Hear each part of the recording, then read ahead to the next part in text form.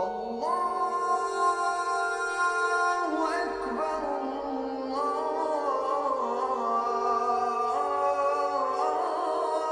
الله أكبر. Welcome to Understanding Islam, the Big Picture. In all the years that I've been trying to help people to understand Islam, one question that comes up every time without fail is, help us to understand the difference between the Sunni and the Shi'a. And so this is the topic that we're going to try to work on today. Now, this is one of those questions that you can't tell in such a way that pleases everybody, because you have two different stories within the two communities within Islam. If you want to go to my website, you'll find there two articles that tell those two stories in their own tradition, in their own way. What we're going to try to do today is to look at both those stories, in a sense, running side by side, so that we can keep pace with both of them as they develop. This is a question of acute sensitivity within the Muslim world today and within the Muslim communities. If you listen to the news, then the context in which we hear of Sunni-Shia difference is often one of violence and of killing. It's very important that we remember this is not the way it's always been, and this is not the way that it should be. Throughout many centuries, Sunni and Shia Muslims have lived side by sides in different parts of the world, celebrating life together, working together, marrying between the two communities. This is the tradition of Islam, and not what we see at the moment. When we learn our own tradition, we always learn it from our own story, and so people tend to see it from their perspective. So as we go on through the program, Sunnis who are watching will want to say, but. And at other times, Shias who are watching will want to say, yes, but remember, and so on. It's not possible to reconcile these two traditions within Islam. At least it's not possible for a mere mortal like me and someone of limited knowledge. How can I be expected to reconcile these two traditions? That's not what I'm going to try to do. What I'm going to try to do is fairly and accurately to report both traditions so that we can understand them. And I'm going to do this in a non-judgmental way. So please don't expect me to tell you, here they're right, there they're wrong. That's not for me to say. The majority of Muslims in the world are Sunnis, but just because you are the majority doesn't mean that you're necessarily right. And the minority of Muslims in the world are Shia, but just because you're the minority, it doesn't mean that you're necessarily wrong. These questions are not judged by numbers of votes. Finally, it's important for us to remember that nobody says, the Sunnis do not say, this is the way that God intended for us Sunnis, and the Shia do not say, this is the way that God intended for us Shia. Rather, both communities are saying, this is the way that God intended Islam to be for all Muslims. So there we are. Now let's begin. It's important to begin by saying just what there is in common, and therefore where do the roots of the differences lie. First of all, we have one edition of the Qur'an. There is one common text. So nobody is saying, there's something in my Qur'an that is not in your Qur'an. So differences then stemming from the Qur'an come from interpretation. One community interprets a verse this way, another a different way. Now that then raises the question, who has the right to interpret the Qur'an, and we need to keep that in mind as we go forward. Secondly, all Muslims say that they follow the sunnah or the tradition of Muhammad. Nobody would ever deny that. The word Sunni in fact means those who follow the tradition of Muhammad, but that applies to all Muslims. Of course, the reality is that there are certain elements within the customary practice of Muhammad that are seen differently between the two communities that have been handed down and taught to their members in different ways. So the principle, everybody follows the sunnah, is there, but some elements within that sunnah are differently understood. In the same way, we have the hadith, the reported traditions of the teaching, the sayings, the doings of Prophet Muhammad.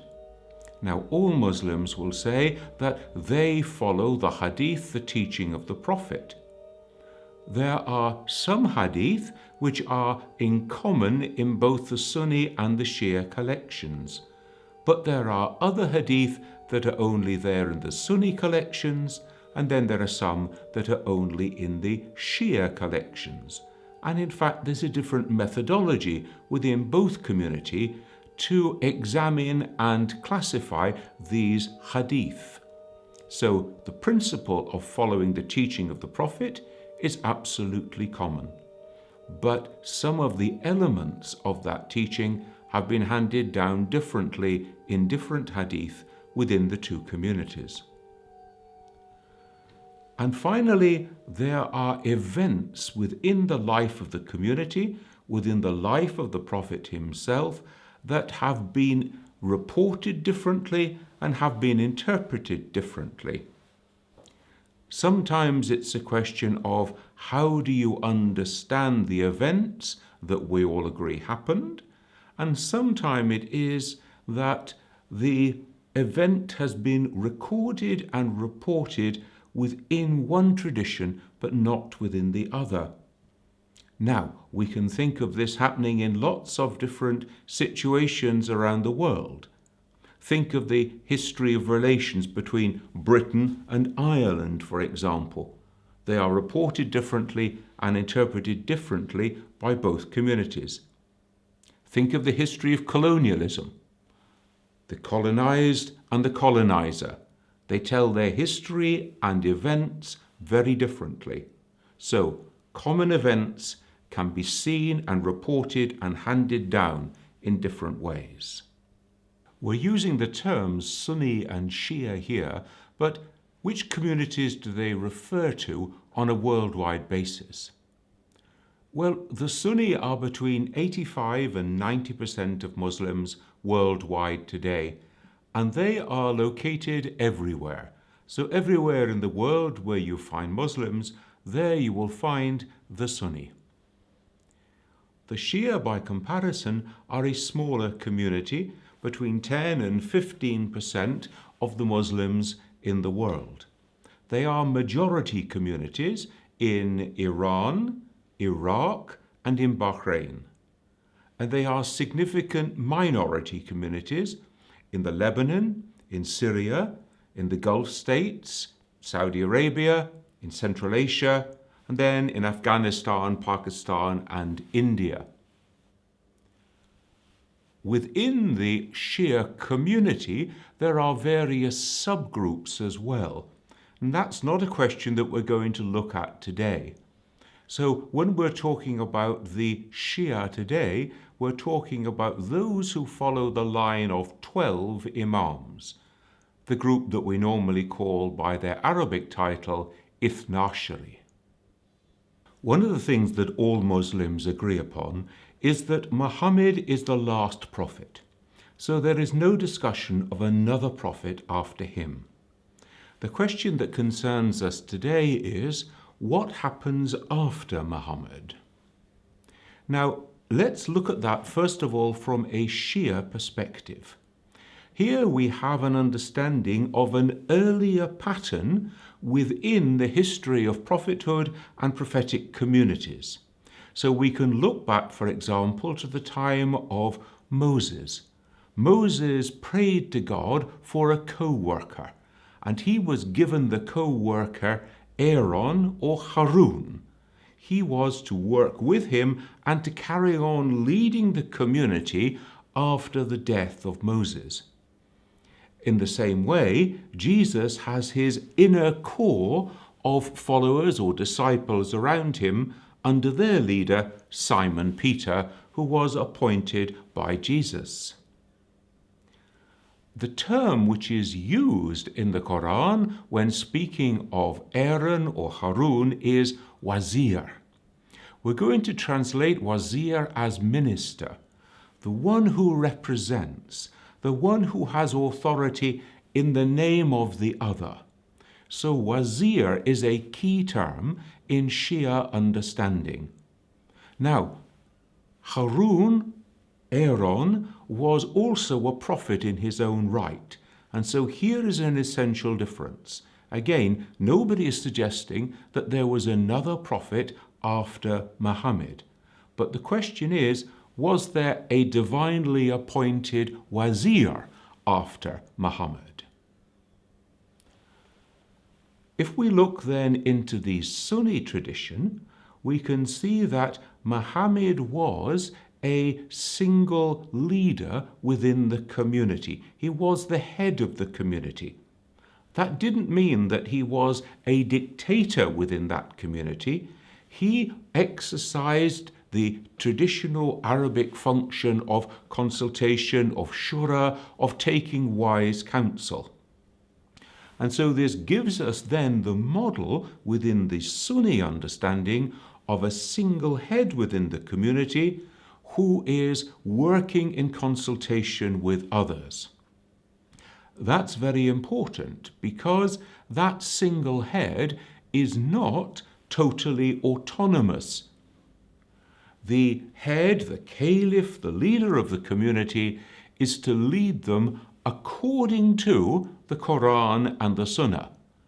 And should it come about that he in some way deviated from the tradition of Qur'an and Sunnah, then it would be for the community to point this out and to correct him. We have hadith of the Prophet here, which give us some idea about who this leader should be, what were the qualities. And the two qualities that are spoken of are those of piety and wisdom. The one who is most pious and wise should be your leader. And so we get a kind of meritocracy so that leadership within the community is open to anyone who is pious and wise. Indeed, we have a hadith attributed to the Prophet, even if he be a black Abyssinian slave, if he be the most pious and wise amongst you, he should be your leader. Thus making clear that this is not confined to a certain social class, a certain ethnicity, or a certain group, a clan or a tribe. Of course, the leader is to be a male. Back in the 7th century, it would be unthinkable that any other suggestion could have been made. But also the leader, the caliph, was to lead the people into battle if it should be necessary, and therefore a male figure. Let's now turn to the question, who decides and how is that decision made? In the Sunni perspective, central to that understanding is that God and the Qur'an are silent. They are silent on who should be the successor to Muhammad. No one is named. They are silent on the job description, if you like, the kind of leadership that should be. And finally, they are silent on the process for getting yourself a new leader. So on all these three questions, God and the Qur'an are silent. Just in the same way, in Sunni understanding, the Prophet is silent on these questions. The Prophet does not nominate, he does not name his successor, nor does he establish a selection process. Now, given that both the Qur'an and the Prophet are silent on this question, it is therefore left to the community to decide this, to come to the correct interpretation, the correct selection process themselves. If we now look at this question within a Shia perspective, then we see that we have a different understanding. First of all, God speaks. God speaks in two ways. There is a verse of the Qur'an in chapter 53, verse 3, which says that the Prophet Muhammad does not speak out of his own will, but he speaks through the will of God. Therefore, whatever he says on such a matter is speaking the will of God. Now, this becomes important when we look to an event in the very beginning of the prophetic ministry of Muhammad. After the first revelation, Muhammad told only Khadija, his wife, and his immediate family that he had been called to be a messenger. And he called together a gathering of the family so that he could explain to them his call to prophethood and that to invite them to follow. Now, only one person from within that immediate family took the initiative to step forward and to declare his faith in the prophethood of Muhammad, and that was his cousin Ali. Ali was a youngish boy at the time, perhaps around the age of between 10 to 13. So he declared his belief in the Prophet as the Prophet of God. And Muhammad then answered. And here it's important to remember he speaks not out of his own will, but out of the will of God according to the Qur'an. And he says of Ali that he is to be from this day onwards my brother, my successor, my wazir, and the executor of my will. And so therefore, in Shia understanding, this is the Prophet declaring the will of God that Ali should be his successor and his wazir. Now, there is an episode in the Qur'an in which this divine appointment, this designation, we say, or in Arabic, nas, in which this is again made clear by God in an incident in the Qur'an. The setting goes like this. A group of Muslims in Medina are making voluntary prayers in the mosque, and a poor person comes in begging for alms. The only person who responds is Ali. And he is actually in the process of praying at the time, and so he is bending in what we call the position of ruku, bending from the waist. And when he hears the request for alms, he extends his hand, holds it out, and indicates the ring on his finger, that the poor man is to take the ring as an act of charity.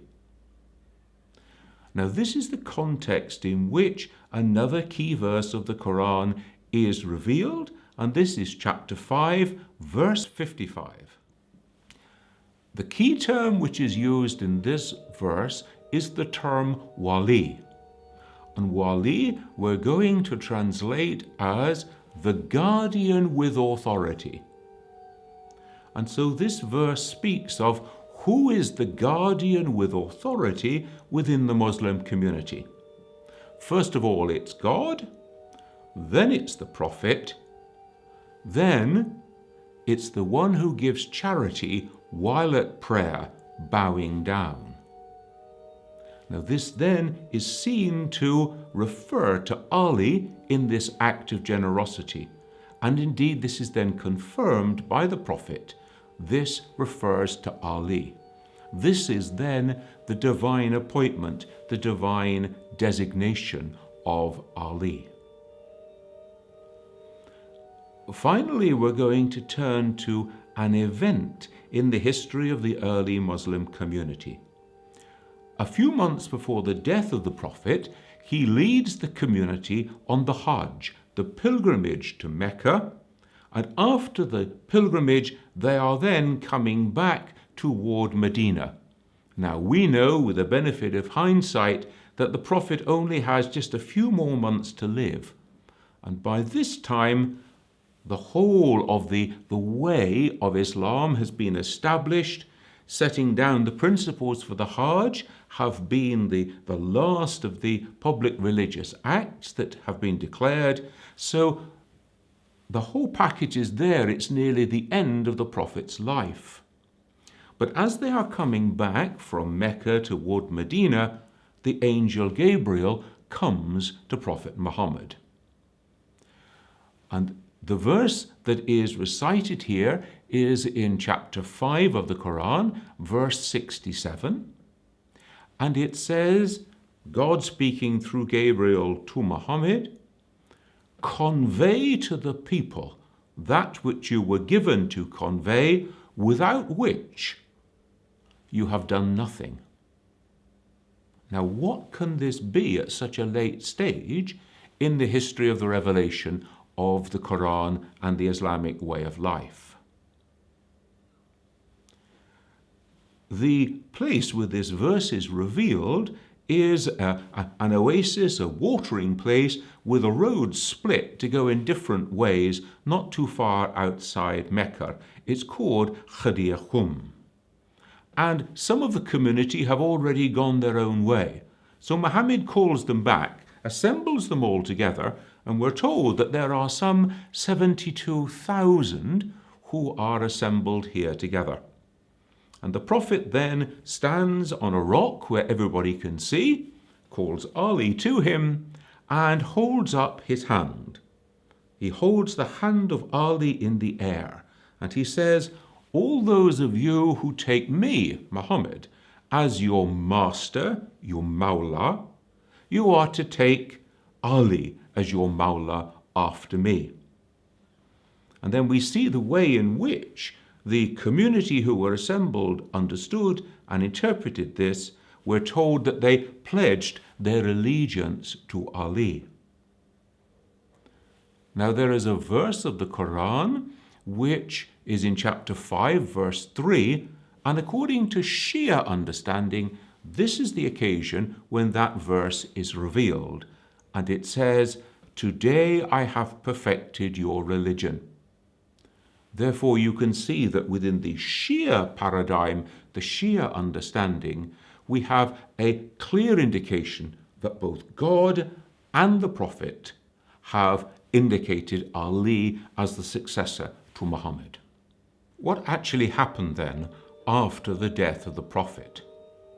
Well, as you can imagine, there was confusion in the camp because people just couldn't believe that somebody like the Prophet had died.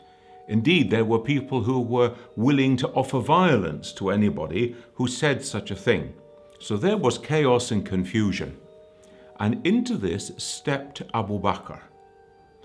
Abu Bakr had been a close companion of the Prophet and was respected, and he entered in to where the body of the Prophet was lying. He confirmed that he was dead, and then he came out and announced this within the community. And he told them that their faith must be based on God, not on the Prophet. Now, it was clear to the leaders within the community that they needed very quickly strong leadership, otherwise there would be more chaos. And so they formed a consultation group, a shura. And these would be the senior men, the leaders of the various clans, and they discussed the question together in traditional Arab fashion. And when they had finished their discussion, Abu Bakr had emerged as their choice for leadership.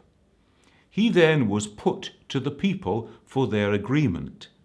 And again, as one would expect in traditional Arab society, the people went along with the decision of their elders, of their clan chiefs.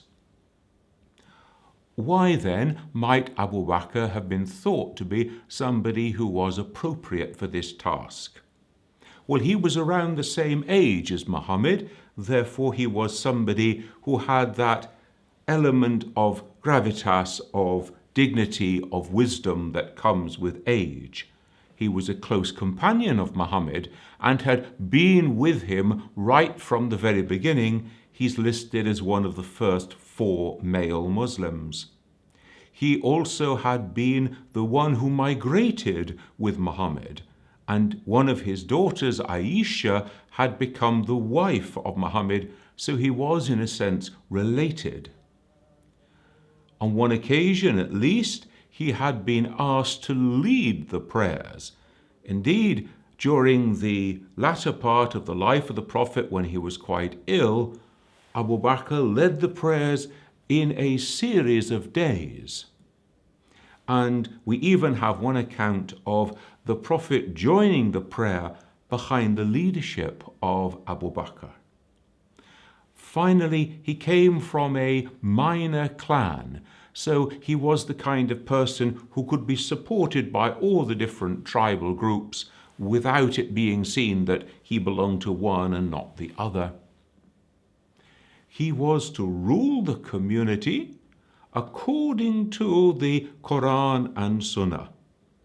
He was to consult with the people, and for the first 6 months, he earned his own living. After that, he was given a stipend from the communal fund so that it would support him. So he becomes the first Sunni caliph, the first head of the community after Muhammad. During his time in office, a key event was the breaking out, the Ridda, when people broke their contracts of allegiance to the Prophet and to Medina, and they went their own way. And he it was who reunited the Muslim community once again and brought them together under one single leadership. He was a man of valor in battle, of great generosity in his public life. He's noted, for example, for buying slaves to set them free. A man of humility, and a man who also issued standing orders for the way that the army should conduct themselves in battle. We can then ask the question, well, what was Ali doing after the death of the Prophet? Well, remember, he was the closest male relative, he was the executor of the Prophet's will, and therefore his responsibility was to prepare the body for burial and to arrange the funeral. It was during this time that the elders met and they decided on Abu Bakr to head the community. When he heard that, and when the wider members of his clan heard that, they reminded people of the designation of God and of the Prophet that Ali was to succeed. But this did not avail. Those who followed Ali at this time are that embryonic group that we can call now the Shi'a. Shi'a means the party or followers of Ali, those who defended his cause at this time. Now, what was Ali to do? Because if he had pushed the point, it would have led to fighting, it would have led to bloodshed, and he didn't want that the community should be divided by bloodshed at this time. And so he withdrew from the dispute. He didn't give up his claim, but withdrew from the dispute in order to avoid bloodshed within the community. Join me again next week when we're going to carry on this theme looking at the Sunni and Shi'a interpretations of what happened after the life of Muhammad. I look forward to seeing you then.